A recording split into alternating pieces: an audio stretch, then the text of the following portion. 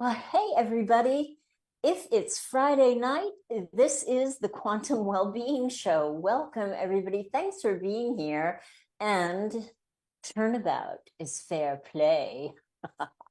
Aage, tonight, I actually want to say thank you, Aage, for being here and sitting in the hot seat. I'm sure everybody is sitting on the edge of their seats to hear what we're going to talk about tonight. And as always, guys, I just want to lead with gratitude. Thank you for being here. Thank you for supporting us. Thank you for your super chats. And we would love to invite you to join us on Sunday, 2 p.m. Eastern at the Mastermind Connection. It is a spiritual think tank where we get together and put our thought energy, our spiritual thought energy into visualization for benevolent and beautiful outcomes, not only for the world, but for individuals, their pets, people. And actually, we've had some miraculous healings that have happened there. So if you would like to join us, send an email to the Mastermind Connection, all one word, at gmail.com. Aage will send you the link and you can come see what it's about and hang out with us. I just want to do a shout out for our friends over at the Conscious Awakening Network. Sheila and all of the usual suspects are over there. There's some great shows going on. We're streaming there and here and together. You can find Broadcast Team Alpha on like 40 platforms. Like I said last week, I turned the TV on one day, which I don't do often, probably more than I've ever done in the recent past. And there's Aage on YouTube TV, right on the TV. I was like, oh my God, there's Aage. So thank you. Totally lost my train of thought on that one. So that's it. Okay, so we're streaming on like 40 platforms, and that's really exciting. And we ask you to help us grow. We are trying to grow. We are intending to grow. We've got some things coming up that they're kind of moving from the back burner to the front burner, but kind of can't talk about it yet. But we get, the bigger our platform is, the more appealing it is to the guests, because then they get more people laying eyes on their amazingness and what they come to share. So if you haven't subscribed to our channel, please do that. Click the like button and click the bell if you want to know when our shows are going to happen. We might do pop-up shows. I'm thinking about doing that. And this way you'll always know when our shows are coming. So without any further ado, hi, Aage, how are you? I am wonderful. I just don't know any other way to do it. But this thing came up fairly quickly. And when you suggested that, yeah, I wouldn't call it a revenge show, but kind of, like you said, yeah, it's fair game. When I interviewed you, you can interview me. So it could get interesting because the word secrets got in the middle of it. And there is a few things that I have actually never talked about. And but I do want to say that for everybody out there, how do you like our new abode? It's pretty cute, huh? Yeah, I love this place. This is good. Let me see. Uh, Let me go to the chat room. Oh yeah, it looks okay over there on YouTube. Interesting. All right. Hi guys, everybody in the chat room. If you have a question for Aage, put it in capital letters so I can see it quickly, okay? Because I don't keep the chat window up the whole time. All right, guys. yeah, So I most am. everybody. I'm at your mercy for the whole 30 minutes here. So just Mhm. go for it. Okay, bring in the guillotine. No. Off with his head. No, thanks for being here, Aage. I know You're so welcome. We it's always a have it's fun. a labor of love. Yeah. Yeah. So you guys, most everybody who is here likely knows Aage. I'm just going to say a few words about him off the cuff. Aage is an author. He's got a couple of books, and we're going to talk about them soon. He is the creator of the Universal Consciousness Show, which is where I met Aage. And now together with Tom, we created Broadcast Team Alpha. And here we are 5 years later. Aage is a researcher. He is a traveler. He is a metaphysician. He is a quantum physicist, backyard quantum physicist. I think that's fair to say, right? No, it's okay. Yeah, it's all right. And he's a pilot. And we're going to dig in a little bit and find out about some other things. Like, we all know that he came from Norway. His favorite thing to say is that he's imported, and often talks about the farm back home. My question is, Aage, what was the farm really like? Was it a dairy farm, or was it an agricultural farm? And how labor intensive was it? What was it like? When I was a little kid, we had cows that we were doing dairy, and we sold it off, to wherever it went. But after my age of about 10 or so, it became more like just wheat, barley, and grains and things like that. So we didn't really have any animals to speak for, except 2 horses. We had that, and they had them a long time. They became family, so we just couldn't see getting rid of them. Ah, that's nice. Yeah. That's nice. And Norway is beautiful, but you felt restricted, constricted, limited there? What was it? Well, it was not the land of opportunity as America was at the time. No, that's changed now. But it's still, I wanted to figure out what would I really enjoy doing in my life. And that's where I ran into a problem. I just couldn't see myself being a farmer the rest of my life. There's nothing wrong with farming. It was wonderful. I had a lot of free time, and I worked at my own schedule, which was usually 24 hours a day in the seasons. But it was fun. It was okay, but I just couldn't see doing it the rest of my life. So we sold the farm, and I left and went to the United States to become a pilot. And that was tough. Oh, that was tough. Coming from the farm to a foreign country with slight language barriers and all the complicated things to learn, that was hard for me. I wanted to quit so bad. I could almost taste it, but I couldn't. 2 reasons for that. First of all, I burned my bridge. I had nothing to go back to. And the second one was I couldn't go back, and everybody back there told me I was an idiot when I left. I couldn't go back and prove them right. Yeah. So well, it I turned out stayed. Yeah, I'm sorry. Go ahead. Yeah, so I stayed. And once I was done with flight school and I got my first job, everything was simple. It was scary before I got to what I wanted to do. Then from there on, I never worked a day in my life. I always had fun doing something. So you knew you wanted to come and be a pilot, specifically that.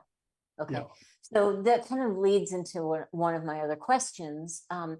What's the most difficult thing you've ever done? The most difficult thing, well, I don't really know. Well, flight school sounded pretty difficult. Yeah, it was, but I learned how to do these things, from other people in the business, and I picked their brains. And I had a partner in the flight school and the air taxi operation and the air carrier. So I learned from him when it came to the economic part from it. He learned from me when it came to the aviation, the rules and regulations. So we overlapped really good. He was a magician when it came to money. When we started out with nothing, we had decided to buy a flight school that was fledgling. They had hardly nothing going on. They had 1 or 2 airplanes. And he went to the banker and he came back and he said, we bought 3 airplanes. I said, we did? And he's, yeah, I just borrowed the money. He said he borrowed the money at the bank with no payment for 3 months. So we had time to build up the cash flow so we could start making payments. That's pretty adventurous. Yeah. Yeah, that's very But adventurous. So when you were flying a lot, I imagine, knowing you the way that I know you, I can imagine that you worked probably around the clock. All of eh, those hours that you logged up in the sky, have you ever seen any unidentified flying oh yeah. objects or things that you've never talked about, or, you know? I have talked about some of them. I've seen several of them. And one of them flew right underneath my airplane, about 400 feet or so.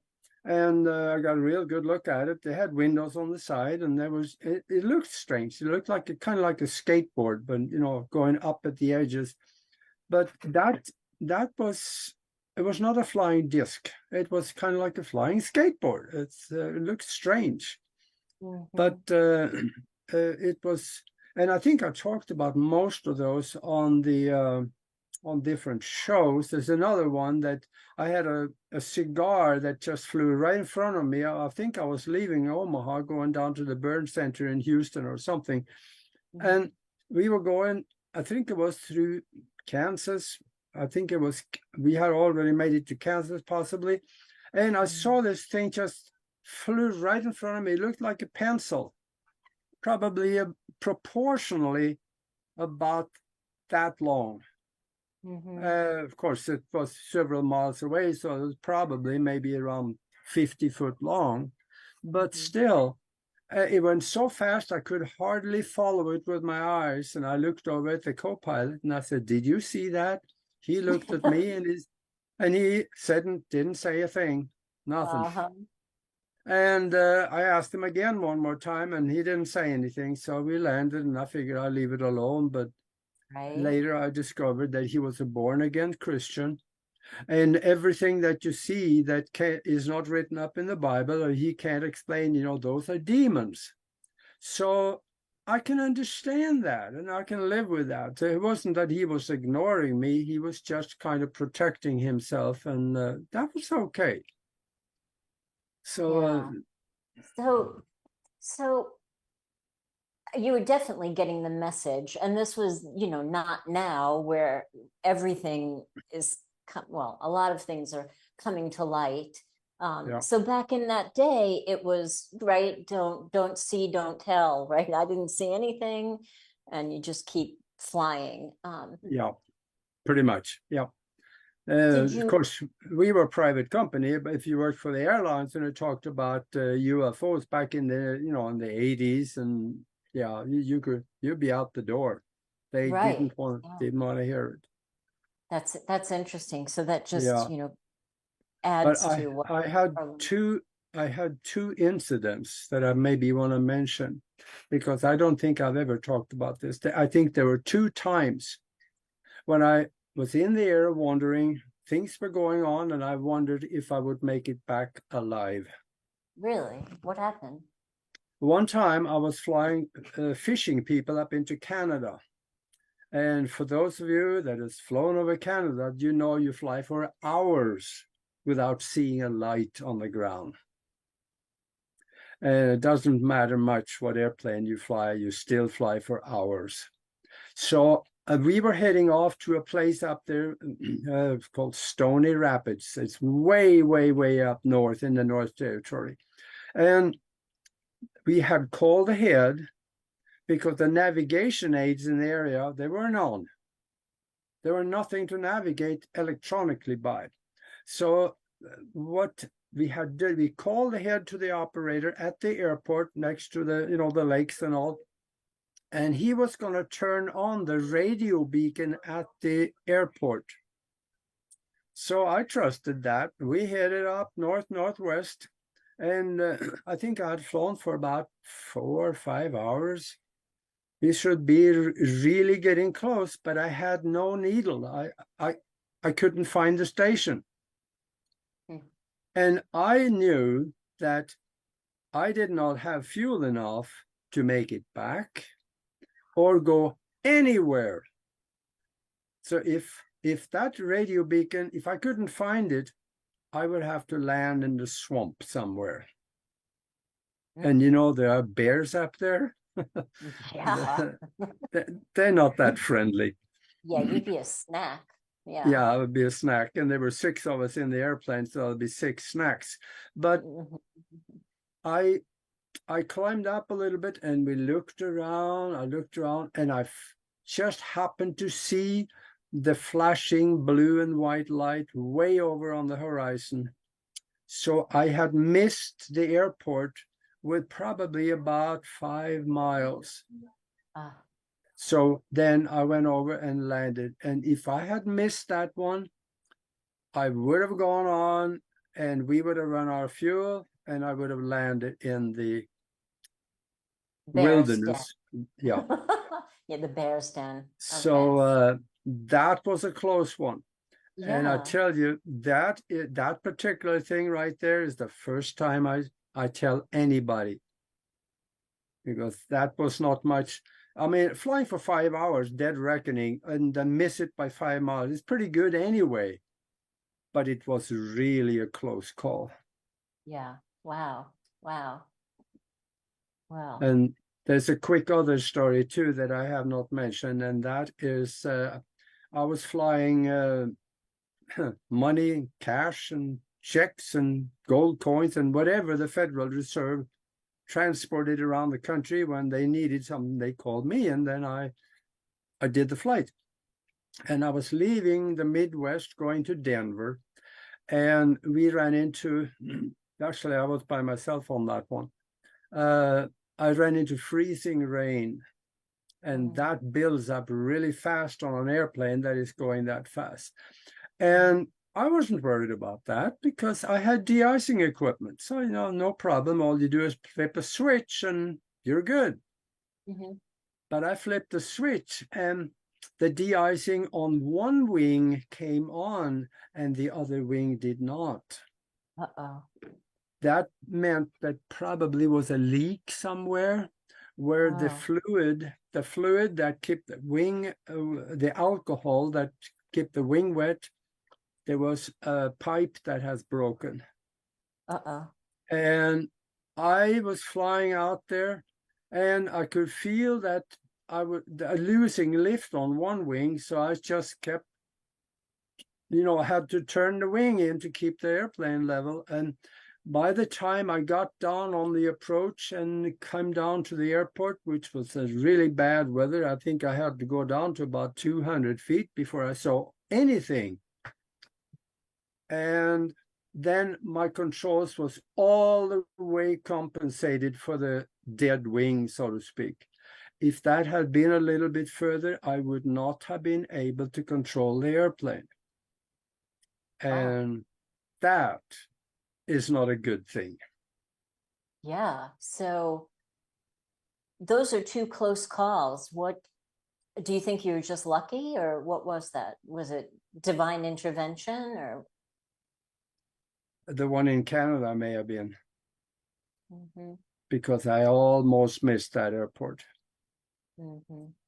But So the one in Denver, I think that just kind of, I don't know, it could have happened. yeah, yeah. So maybe you had somebody looking out for you. So you have done really well with your book, Spiritual Science, Higher Conscious Thinking, and How to Access the Universal Consciousness. So that's some heavy duty, quantum language, quantum mechanics, metaphysics. Yeah. When was your absolute first thought about metaphysics or the universe, or like First, in relation to metaphysics, was probably when I was about 11 or 12 years old, when I first saw my first flying disc in the sky back in Norway. Mm-hmm. And that that was back then, but I think when it after I came to the United States, I was so busy flying and being in the business world for 23 years that I really didn't have time to do much. When I quit Yeah, flying, I retired and quit flying, yeah, that's when I started to develop the mind and going after those things, start yeah, studying and learning more and talking to people that knew more than I did. And I still do yeah. that. I talk to you every day. So Well, I have a question kind of related to that. You're really smart. Do you know your IQ? oh yeah, I did a few of those tests, but IQs are overrated. They are overrated. I was just curious. You don't have to tell us. I was just curious. Um, so you had high intelligence with a curiosity of seeing something that you're not allowed to talk about when you were little, and then again when you were up in the sky. How did that spark get lit for you that you got so heavy into the contents of your book and helping people understand universal consciousness? I think that the source for much of what is in the book come from a universal download that I had. I was sitting in deep meditation, and then suddenly I saw light around me, all around me, and then I saw concept, ideas, invention, people, and all kinds of things floating around in this soup. And when I concentrate on one thing, it popped out, and then I could see it. And I concentrated on something else, the first thing collapsed and went back in the soup, and the new one came out. So, and this was very quick. It was less than 10 seconds, and it was over. Wow. But I had the memory of it, and there was so much. There were thousands and thousands of concepts and ideas that floated by.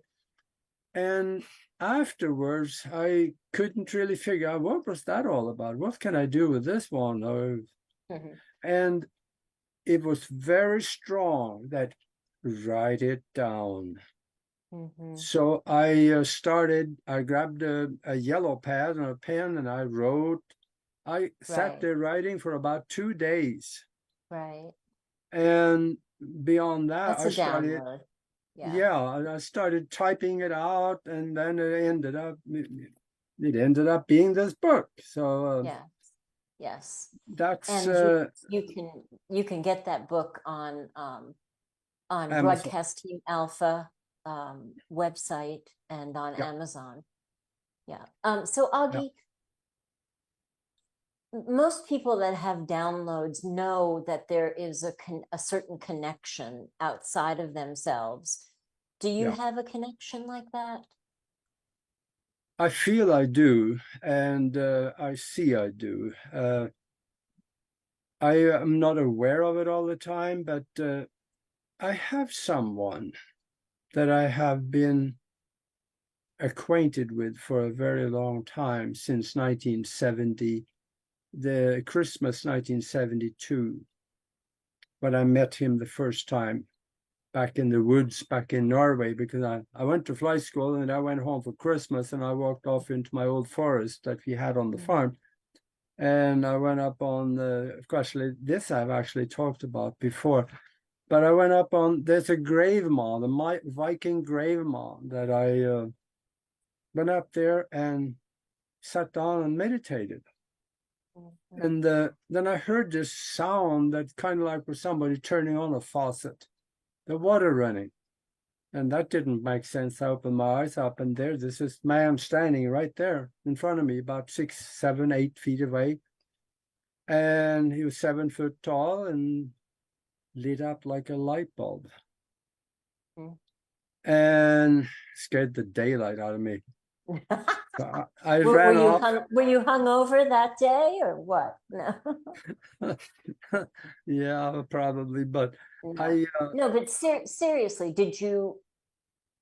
was this part of your initiation into more expanded thinking? I think so. Yeah, I Mhm. absolutely think so, because that was in the very beginning of my kind of development. because Yeah. I ran off into the woods and I heard this voice in my head saying, "Where are you going?" So I came back and we had a conversation. And that was an interesting thing, actually. It was mostly him talking millies and deal, but I did get some questions in.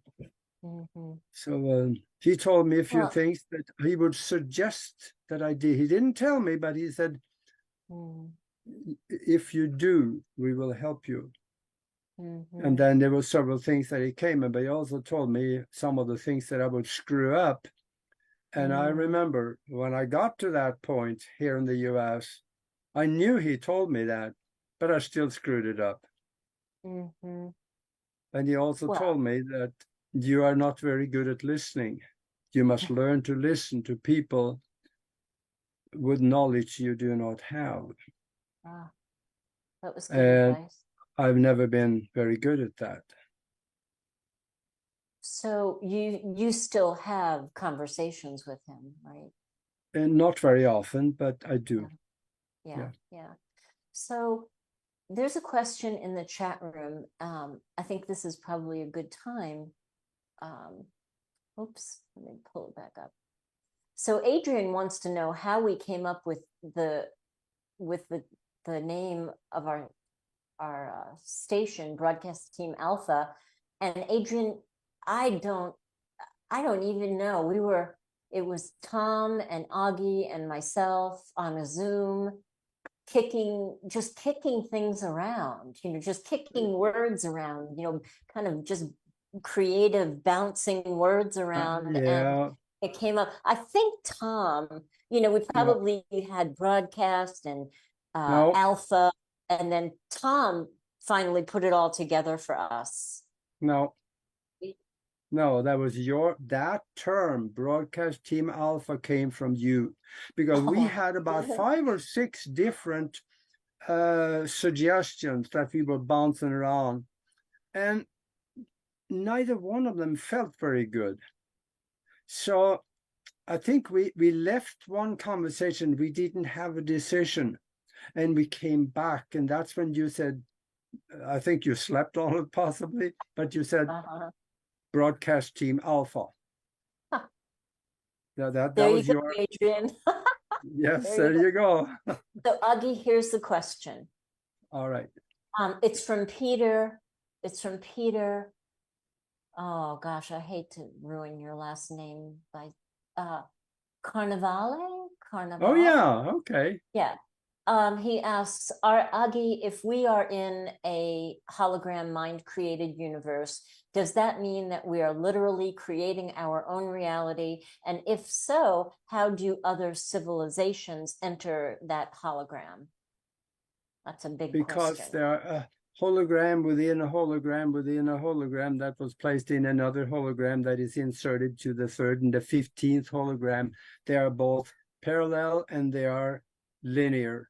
Now, quantum physics tell us we live in a mind-created universe, and that go as far that everything in our existence is holographic in nature. But that doesn't make it unreal, because we create a real hologram. So there is real here, and we create everything within our perception. That doesn't mean that you are non-existent, that I create all of you. You create also, but we create an interaction between the two of us. So we're both real within the hologram. But outside of us, each one of us, there is actually nothing. And there was one physicist that date back, I think, into the 1950s. He said that we cannot imagine a universe to exist unless there is somebody observing it. So in other words, the universe that we see does not exist if we are not observing or interacting with it. There's some good explanation on that in here if you want to find out also how this applies to our existence.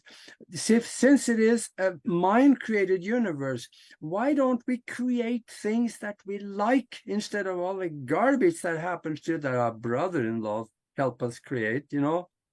I always have to bring that brother-in-law in because he's a good guy, but he's a good one to pick on. Now, if we take this further, we can create our future before we have to live it. We go within ourselves and we decide what we want. Put mental, colorful images with it. Feed it with love, emotion, and intention.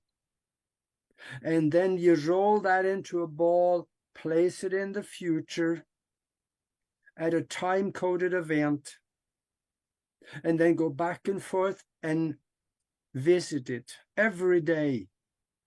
Now you get drawn up this timeline in this holographic projection that you have created in your mind, placed in the future.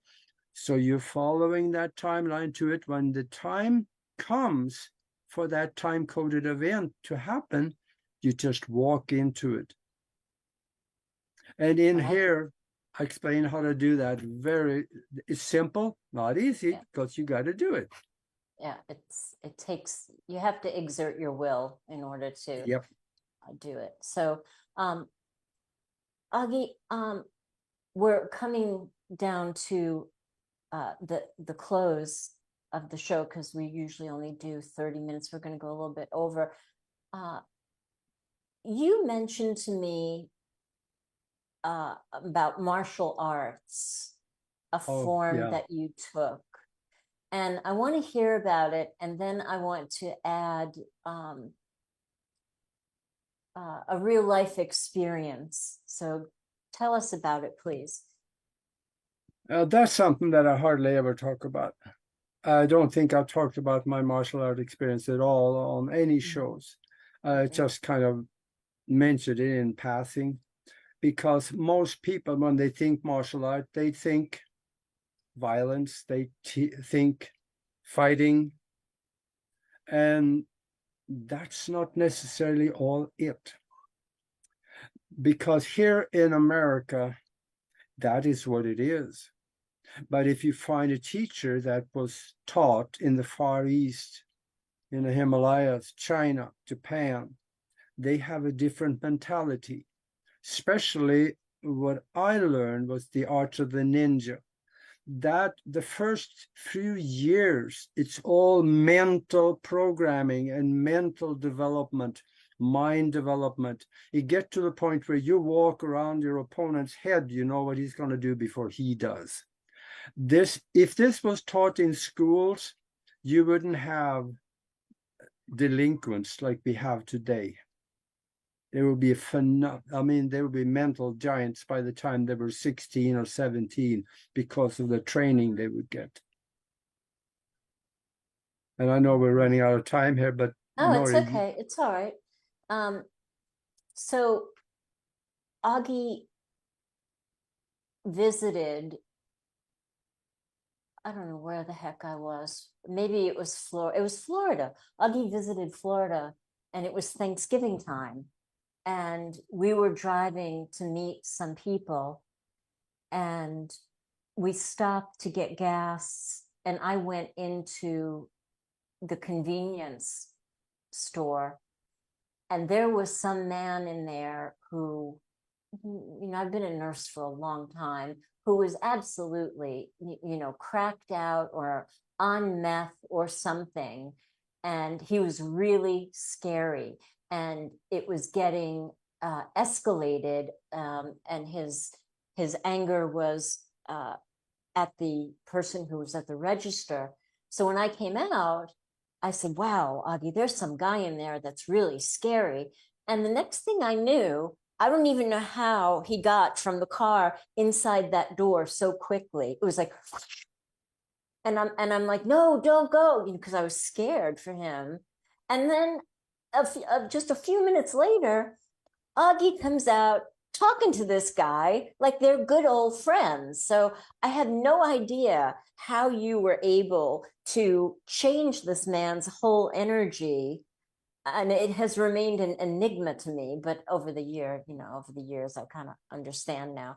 But I just want people to know that you do have some very magical, mystical, and powerful energy that you work with, and I saw it in action that day, and I felt it made me feel really safe. So I just think people should know that part of you also. Wow. Boy, Yeah. I haven't thought about this one since it happened. Mm-hmm. Yep. Yep. Well, So thank that you. was pretty. Yeah, absolutely. So, Augie, if you could talk to the whole world and the world was listening, and if I saw your question, Donna, come join us at the Mastermind Connection on Sundays, and we can definitely kick around questions like you're asking. So please join us over there. Um, if you could talk to the whole world, Augie, well, let's say the whole universe, and the universe was listening, what would you say?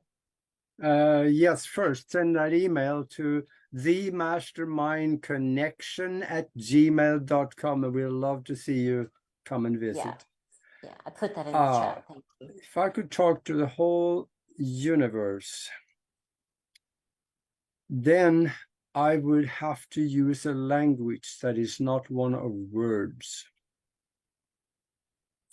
Because anything outside of Earth, there is another language, a spiritual language, which is one of emotion, love, and vivid, colorful images and intention.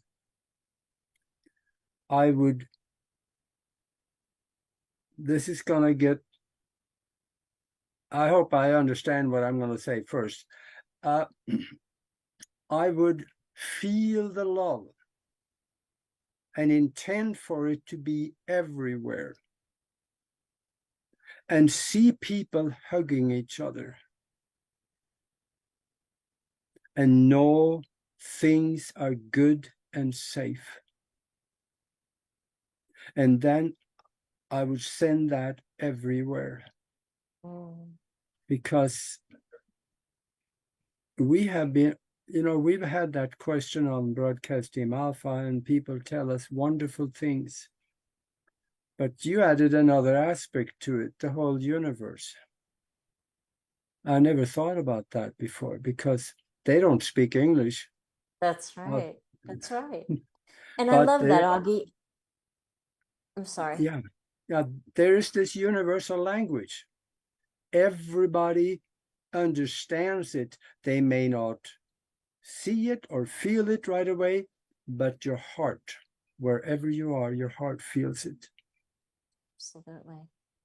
And this is what Augie just did, is exactly what we do together at the Mastermind on Sunday. We imprint the vision of how we would love the world and humanity to be, and more, together, and it's so powerful. Augie, thank you so much. It was really fun, peeling back the getting you to loosen your tie tonight and have a Yeah, conversation yeah. with us. Yeah, it was good. Thank you. Yeah, Yeah. well, So, thank you for having me here. And this was fun. We should do it more often. yeah, we will. Thank you, everybody. Thank you so much for being here. And thank you for the lively chat that has happened. And don't forget, Sunday is the paranormal show at 8 p.m. And of course, Tuesday is the Broadcast Team Alpha show. And you never know what kind of amazing guests we're going to have on next week. So much love, everybody. Stay happy, beam love. And once again, thank you, Augie. Thank you so much. Thanks, man. Thank you for having me here. This